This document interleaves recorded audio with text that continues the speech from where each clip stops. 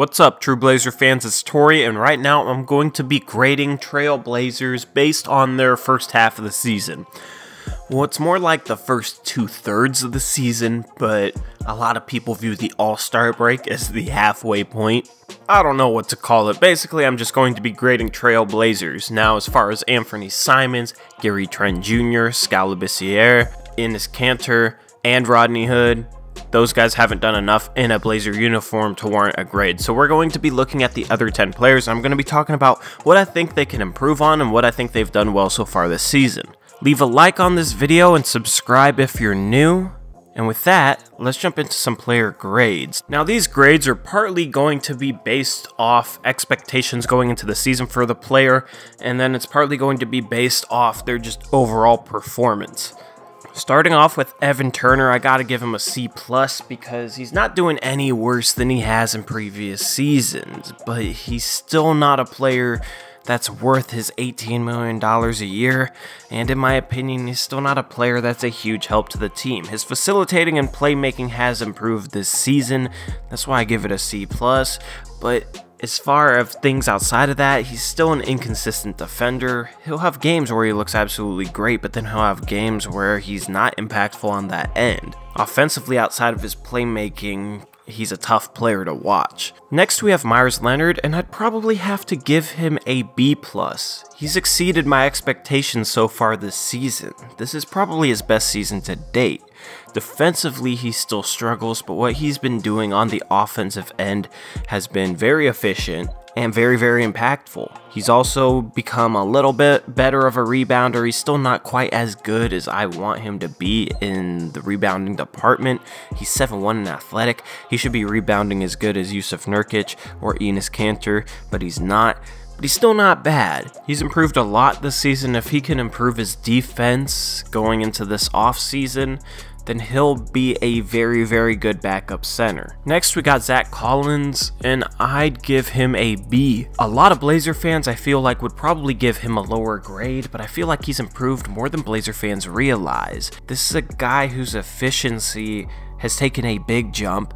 Defensively, he's still a good player, even though all people seem to focus on is the fact that he fouls a lot. Some people are starting to realize that the refs absolutely, for some reason, hate Zach Collins and don't give him the benefit of a call ever. He's had multiple big-time blocks, like one on Rudy Gobert earlier this season, that were monster blocks and absolutely clean blocks that were called for fouls. Once he gets a little bit more respect, he'll be able to make a little bit more of an impact on defense because he won't get called for fouls for making big time blocks. I feel like some of the defensive plays he makes surprises refs. They don't expect this guy to do what he does.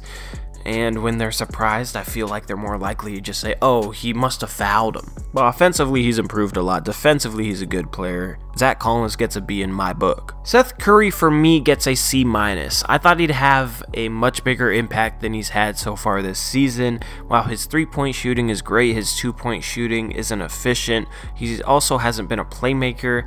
And I feel like this is partly not his fault. I think it's partly because he's not handling the ball as much as he's used to, and he's not as involved in the offense, so it's hard to get a rhythm. I think that's also might be why his three-point shooting is above where it's been earlier in his career. He's getting a lot of open spot-up opportunities, but every other part of his game is suffering for it. I just thought he was going to be a guy that would get 22, 23, 24 minutes per game off the bench behind Dame and CJ. I thought we were going to keep staggering Dame and CJ, and Seth Curry was going to be the sixth man that we've needed.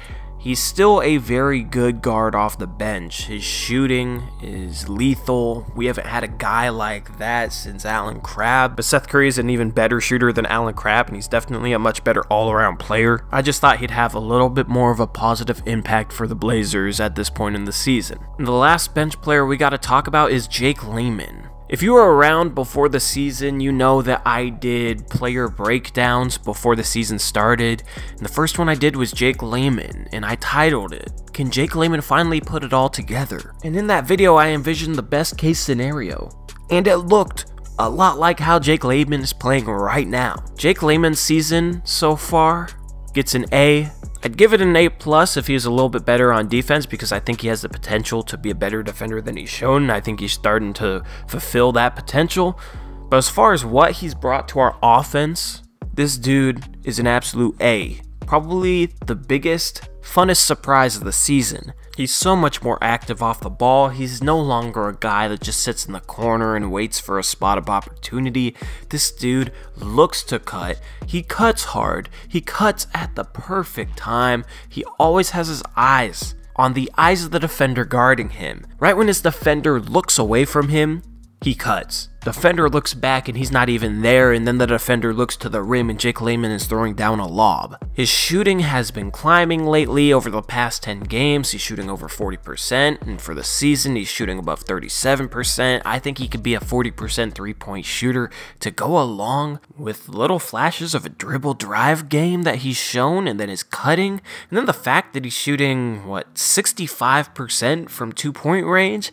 He's up there with elite bigs in terms of offensive efficiency inside the arc, and this dude's a wing. Jake Layman's been the funnest surprise of the season. From where he was a year ago, where people were questioning why Neil Olshey was even picking up his option for this season, to where he is now, where people were just begging Jake Layman to start and play over 30 minutes per game. That's an awesome development for the Blazers, and it's been one of the reasons why we've had a better record at the All-Star break this season than we've had in years past. I will be posting part 2 shortly. I didn't realize this was going to be a 2-part video. I didn't realize it was going to take so long to record. So part 1 has been the bench players. Part 2, I'll talk about the starters. Make sure to check that out when I drop it. And with that, I'm out here.